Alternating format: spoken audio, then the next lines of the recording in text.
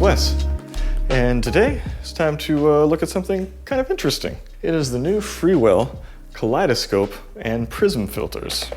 I've been a fan of Freewell for quite some time just because they make life easy with their magnetic filter systems. Bada bing, bada boom. I like things to be easy. Let's have a look at these crazy prisms. So they have a variety of items available. Some of the ones that I'm missing here are the light kaleidoscope and the split diopter that's not just Centerfield.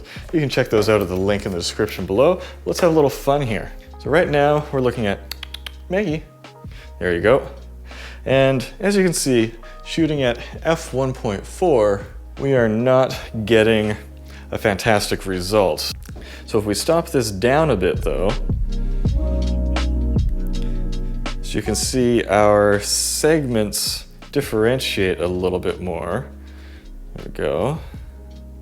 It's still really hard to see. So the Prism filter is a very much a very artsy effect. So we're at f11 now, and we get kind of a distinct effect. But if we spread it out more, f6.3, f4.5, got a lot of repeats. I find the Prism filter is the hardest one to use. Unfortunately, these Freewell filters are not magnetic like their past ones. We have on the front here, there's a rotating element, and then it just unscrews behind that rotating element. It would be really nice if they could have done this in a magnetic manner, but I can see why they didn't. These are very heavy pieces of glass. And they come in these nice pouches that have integrated lens wipes. Let's try a different one here. We're gonna move on to the Kaleidoscope filter. And again, we have to screw and unscrew these like a caveman. Here we are with the Kaleidoscope at f3.2. Maggie, there you are. Now if we open it all the way to 1.4, well, things really get out of hand. You can't see much. But if we stop it down, I like to use this around 6.3. Then we just have this nice aura effect around your subject. As we move it around, you can see things shift and change.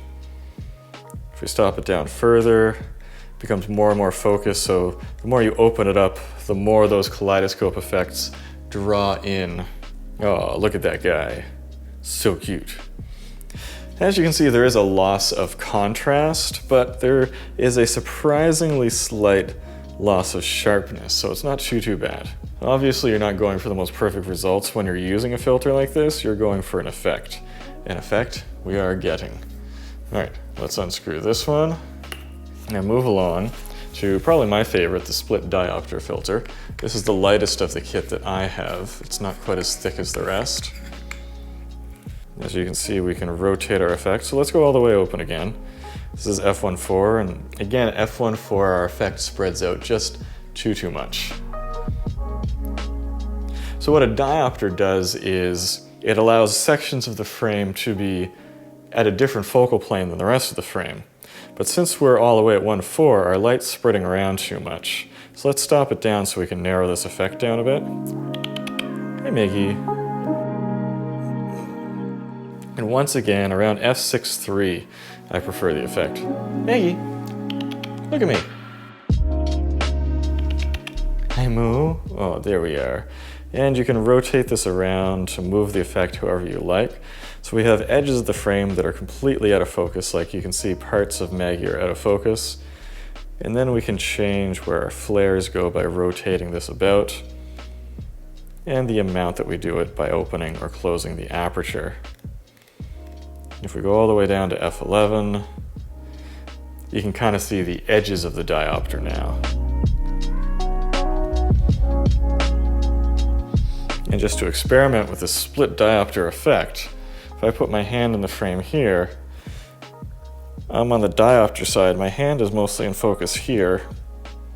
So the edges of the frame have a tighter focal angle than the center of the frame, which can create some fun effects as you've seen in the image samples. Oh. And here we are back to just the boring look on its own. Let's open this up a bit more. Here you are. So I'm not here to give these a empirical judgment, because obviously these filters are not about attaining perfect color balance and sharpness and so forth. These are for creating an effect. And if you're someone who's going to like this effect, you already know who you are. These are a lot of fun. I've gotten to use them quite a bit already. Oh, I'm losing my model. There he goes. So if you want to pick up one of these, I've got links down in the description below. Any questions or comments, let me know in the comments. I'll get back to you. So until next time, let's go take some photos.